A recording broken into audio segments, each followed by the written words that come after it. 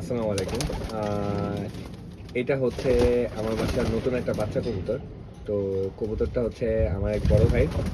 উনি আমাকে গিফট করছে। যদিও এটাতে ট্যাগ লাগানো নাই, ছোট একটা প্লাস্টিকের রিং লাগানো আছে।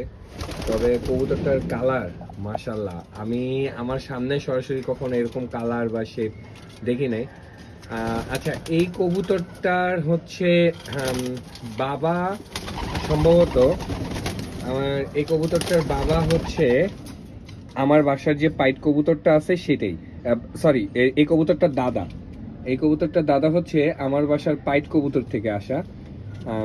অর্থাৎ ওর বাবা হচ্ছে আমার বাসার পাইট, এই যে পাইট নটটা এর থেকে আসা। এই নটটা হচ্ছে ওই ভাইকে আমি দিয়ে রাখছিলাম, আমি কবুতর পাড়া ছেড়ে দিয়েছিলাম তখন। তো এইটার থেকে পাইট বাচ্চা হয়েছিল। তো ওই পাইট কবুতরের সাথে হচ্ছে আপনার একটা গ্রিজেল টাইপের ফিমেল জোড়া দিয়ে এই বাচ্চাটা আসছে।